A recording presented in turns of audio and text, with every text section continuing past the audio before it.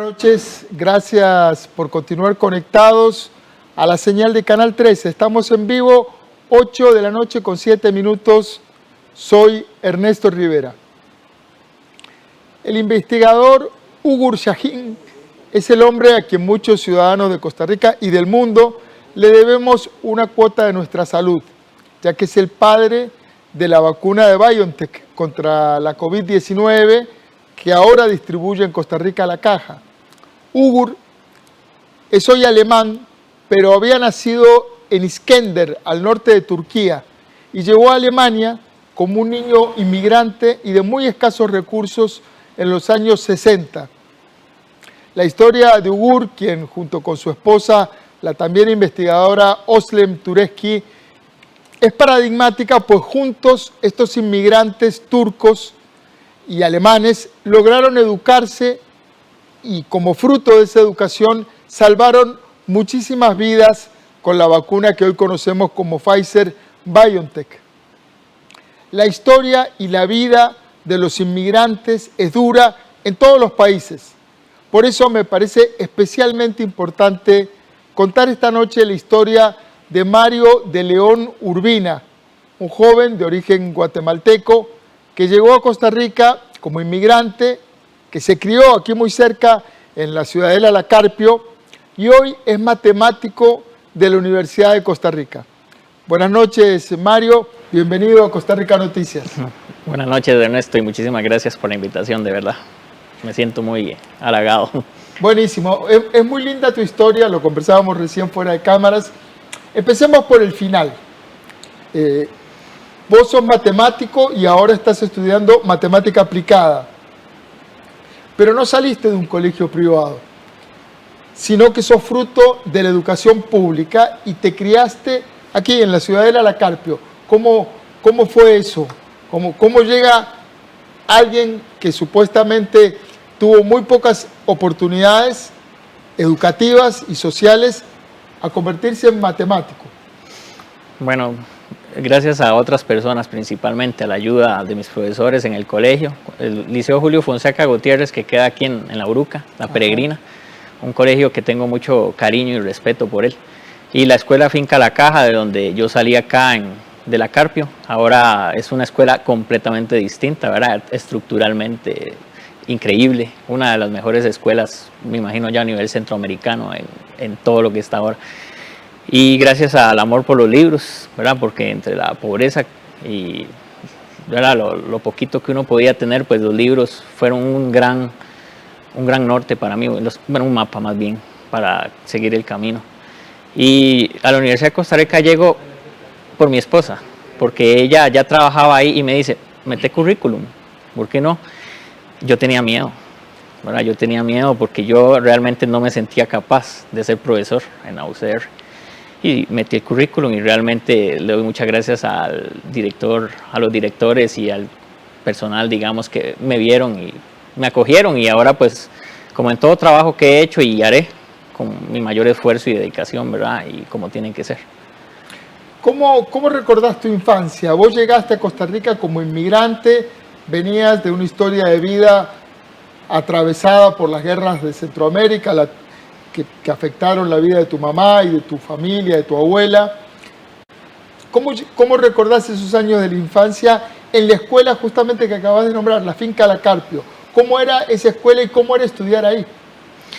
Era muy difícil porque cuando era invierno los aguaceros se filtraban por las laticas, ¿verdad? Que había pisito de tierra y a veces medio concreto, y se iba la luz y entonces decían, bueno, es que no se puede dar clases. Yo recuerdo una vez que yo me quedé altas horas de la tarde, noche, llovía demasiado, y escondido ahí con un libro de estudios sociales hasta que ya no podía ver y me tuve que ir. Digamos, yo no me quería ir de la escuela era como mi hogar, ¿verdad? Mi casita también, muy humilde en ese entonces.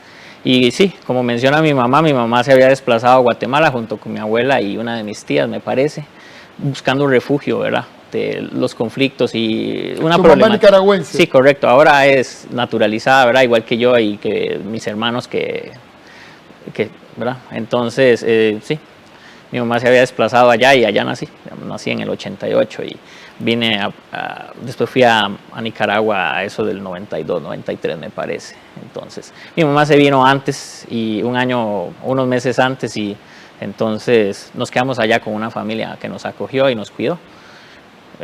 Un año me parece. Y después ella nos mandó traer, digámoslo así, y fuimos a vivir al Rosario y después a Tarbaca y así, después vinimos aquí a La Carpio. La Carpio, digamos, la escuelita así, muy humilde, y no era solo una escuela como es ahora el punto de referencia, sino que había varios locales, iglesias, había casitas que prestaban para que nos dieran clases, y entonces era muy humilde, usábamos pupitres usados, era así, ¿verdad? Libros que nos donaban, y así fue, veamos. Tu mamá se llama Reina Urbina. Correcto. Y creo que como muchísimas mujeres, crió a su familia sola, sin compañero, trabajando. Ustedes eran cinco hermanos. 4 en ese entonces. Cuatro en ese entonces. ¿Cómo era vivir en la ciudadela La Carpio en esos años? Era un punto de llegada de muchísima gente, de muchísimos migrantes. ¿Cómo fue eso? Bueno, pasamos muchas penurias porque cuando llegamos a Carpio en el 96, me parece, pues no había agua, no había luz, menos teléfono. Aquí por el 13, por cierto, había un telefonito fijo allá afuera de moneditas, y para hacer una llamada pues teníamos que caminar el casi kilómetro, ¿verdad? Que ahí a pie, y había un polvazal, antes no había pavimento, ¿verdad? Entonces a carretera, ni en la comunidad. Había unos ranchitos, casitas y todo, y tal vez alguno que otro tenía su electricidad, pero tal vez guindándose de algunos cables, ¿verdad? Porque no había servicio oficial. Entonces la pasamos la infancia jalando carretillos, yendo a los camiones de agua, ¿verdad? A cargar, y bajo los aguaceros. A veces cuando no íbamos a cargar el agua a los camiones, pues cuando llovía bastante, con los estañones y con los baldes, pues recogíamos el agua con los que nos íbamos a bañar, lavar la ropa, etcétera, ¿verdad? Y todo eso. Y sí. Y uno piensa en esas condiciones tan adversas, tan complicadas, en las que aún vive mucha gente. Se ha progresado mucho, pero hay muchas miles de personas que aún viven en esas condiciones. Uno piensa en un niño en ese contexto social tan hostil. ¿Cómo se te ocurrió? ¿Cómo empezaste a querer estudiar matemáticas? Uno pensaría que un niño en ese contexto está pensando en 1000 cosas menos en estudiar matemáticas. ¿Cómo nació tu interés por las matemáticas? Bueno, una decepción en la escuela. Me acuerdo que en 4º grado no entendía qué era pasar de Fahrenheit a Celsius, las conversiones, y yo decía, no puedo, y me saqué una nota baja y me decepcioné mucho. Y entonces mi maestra me motivó mucho en ese entonces y me dijo, no, usted puede, y me lo creí. Yo era bueno, digamos, en primero, segundo y tercero, pero ahí choqué con pared. Ella me dijo, usted puede, y cuando llego al 5º grado, yo siempre lo menciono al profesor Luis Eduardo Quesada, ¿verdad? Que realmente vio algo en mí y me dijo, usted puede venir a usar la bibliotequita, que tenían ahí una biblioteca que creo que solo yo usaba, ¿verdad? Con unos libritos ahí, y me decía, tome, me ponía unos problemas de álgebra que no entendía, pero él creía que algún día los iba a resolver. Y sucede que era tan bueno yo, que en ese entonces no recuerdo qué pasó, que hicieron un trámite administrativo, y precisamente el 18 de julio, por ahí, no sé si era un lunes, no recuerdo, me pasan al 6º grado. Del 5º a 6º grado. Fue increíble porque fue un regalo, como un regalo, pero también yo dije, tengo que motivarme un montón, tengo que vencer, digamos, a los mejores promedios, y sí lo logré y logré sacar la tarea, y entonces eso me motivó más. Llego al colegio y entonces era un hambre y una sed, digamos. Sin embargo, cuando entro a la universidad yo me veo, digamos, y yo sabía matemáticas, pero en la universidad uno sabe realmente si sabe o no matemáticas, ¿verdad? Y entonces emprendí una nueva tarea, digamos, que era saber, digamos, qué era hacer matemáticas. Eso es todavía mi meta, tal vez, hacer matemáticas, porque ya tengo colegas que son doctores y todo eso, y me inspiran un montón, ¿verdad? Yo me considero un normal a la par de ellos, que son extraordinarios y extraordinarias, y yo digo, ellos me inspiran, ¿verdad? Y como ellos me inspiran también, yo veo hacia atrás y digo, hay jóvenes y amigos que un poquito se inspiran de mí, yo me inspiro de ellos, y es muy importante todo eso, ¿verdad? Pero sí, para contestar el asunto de por qué me interesaron las matemáticas, era una de las materias que más me encantaba, junto con ciencia, estudios sociales, o sea, casi todas las materias me encantaban, y yo redoblaba esfuerzos en todas, digamos, y yo quería destacar, yo quería ser un renacentista.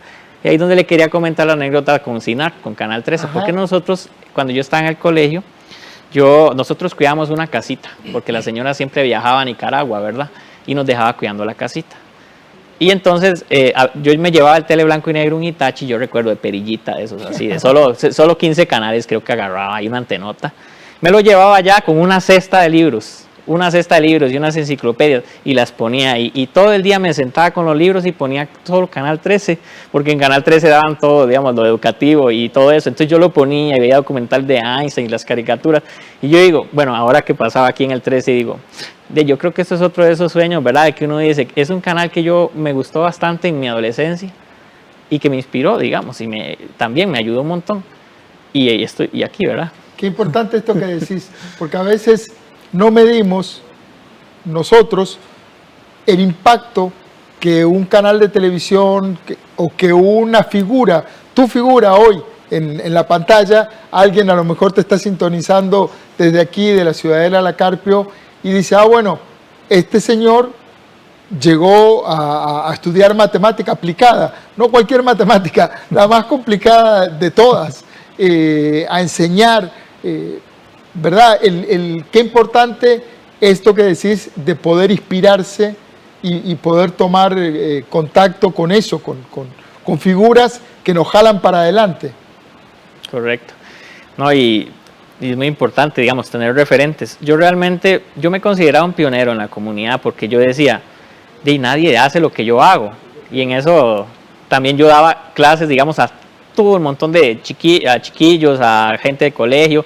Y con eso fueron mis inicios, digamos, ya para enamorarme de enseñar matemáticas, porque hay un lado, digamos, que uno puede aprender y uno puede entender muchos conceptos, pero la otra es explicarlo, la otra es cómo lo comunico. Y entonces yo era un profesor itinerante para ganarme unos menuditos, digamos, yo cobraba muy barato a la hora.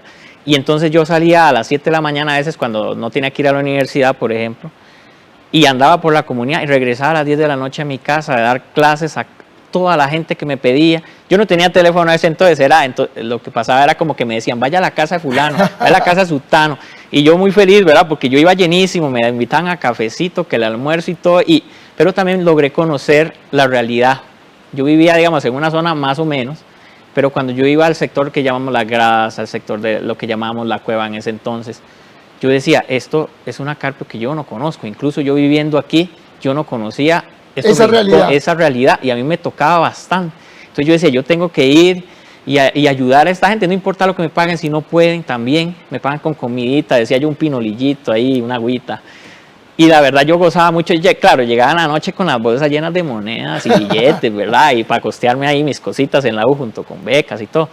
Pero sí, eso me ayudó bastante a sensibilizarme con la realidad de quienes están, digamos, en el barrio, por ejemplo, cómo perciben el estudio, cómo es que estudian. A veces las casitas eran un ranchito chiquitito, todavía prevalecen ese tipo de estructuras.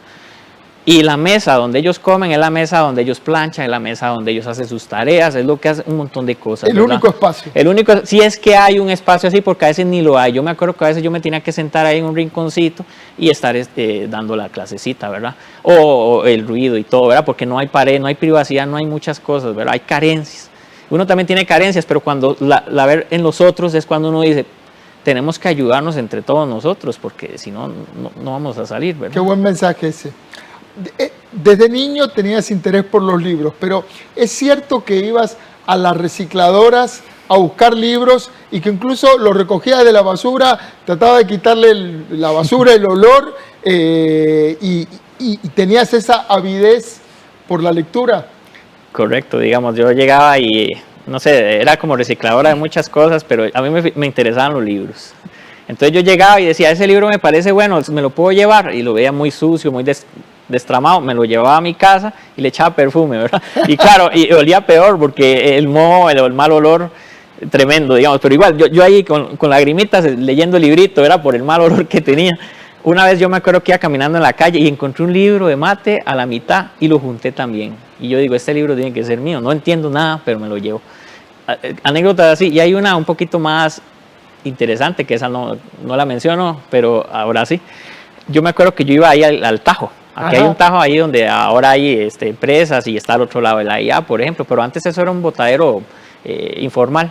Ahí botaban cosas también. Entonces yo iba y registraba ahí también. Y me acuerdo esa vez que mi mamá llegó arriba, alguien le dijo, ella estaba trabajando en el súper ahí en la segunda parada, y se asomó allá arriba, se veía larguísimo, y yo veía y me decía, ¿y usted qué hacía ahí? Y ando buscando cosas, le digo, ando buscando cosas interesantes, y andaba buscando libros, andaba buscando cosas para volar papalotes y todo así. O sea, yo siempre fui como de buscar esos libros, conocimiento. Qué impresionante eso. También tu mamá te regalaba libros cuando podía, entiendo que de la editorial Santillana, pero luego vos ya como matemático formado, te diste el gusto de ser editor de un par de libros de matemática para niños. ¿Cómo fue eso? ¿Qué libros te traía tu mamá y cómo fue que llegaste a ser editor de Santillana? Yo recuerdo, fue un libro de cuarto grado, me parece. Yo iba para el cuarto grado y ella me lo regaló el año pasado, una cosa así, como un regalo de cumpleaños. Me compró un librito de matemáticas. Yo hice todos los ejercicios, yo estaba enamoradísimo de eso. Yo, en el futuro quisiera hacer un libro así. Y yo después me repetía, cuando veía otros libros en el colegio, quiero hacer libros, quiero editar algún librito. Y sucede que allá por 2013 ya yo estaba terminando mi bachillerato, entonces yo decía, voy a mandar currículum, a ver qué tal, me hicieron una prueba, todo bien, digamos, me llaman a la entrevista, yo iba con unos zapatitos ahí que todos rotitos, ¿verdad? Yo decía, ay, es que es lo mejor que tengo, digamos, ojalá no se den cuenta que están un poquito destapados, decía. Y fui y me aceptaron. Yo me acuerdo doña Elsa, digamos, la directora en ese entonces, y Silone, la encargada del departamento. Trabajé muy bien con ellos y aprendí el valor, digamos, cómo se hace un libro, todo el gran equipo que hay detrás. No es solo que llego y solo escribo y ya, sino que hay gente editando, hay gente diseñando, hay gente corrigiendo, filología, hay de todo, hay de todo. Y cuando participé, digamos, para los libros de Nicaragua, por ejemplo, esos libros se publicaron fuera del país, además. Sí, esos eran allá. El de aquí, digamos, yo había hecho el de quinto grado, me parece, en ese entonces. Pero allá yo hice varios de primaria, de Nicaragua. Y lo bonito fue que tuve contacto con profesores de primaria. Los tengo agregados en Facebook, don Mario Cano, digamos, que es un profesor de primaria. Y nos comunicábamos y me ponía al día que los precios, que yo no sabía nada. Y entonces empecé a descubrir asuntos de Nicaragua, de cómo se hacían las medidas, los pesos, cómo se llamaban muchas cosas, que yo me sentía muy ignorante en eso, y yo le agradecí bastante a él, a la amplia comunicación. Aprendí eso, aprendí trabajar con colegas, digamos, de otros países también, y me pareció una experiencia muy bonita. Y lo más gratificante fue eso, ¿verdad? Que yo decía, este es mi hijo en colaboración con la editorial, ¿verdad? Claramente, y con todo lo que hay, pero era uno de mis sueños, y yo realmente me sentía muy feliz ahí. Sí. Interesante, qué bonito además el cambio, ¿verdad? Del lector al editor, del consumidor a la persona que produce conocimiento. Muchas personas que nos están viendo tal vez tienen prejuicios sobre la gente que vive en la Carpio. ¿Cómo es la gente de la Carpio? Ahora, antes de venir, yo decidí, digamos, yo me vine en Uber y decidí bajarme ahí por el AMPM, y entonces cruzo y tomo el autobús de la Carpio y me monto. Te bajaste a 1 kilómetro antes del canal y te viniste en bus, sí, para hacer el... Porque quería recordar algunas cosas, digamos, de cómo era eso, y ver a la gente.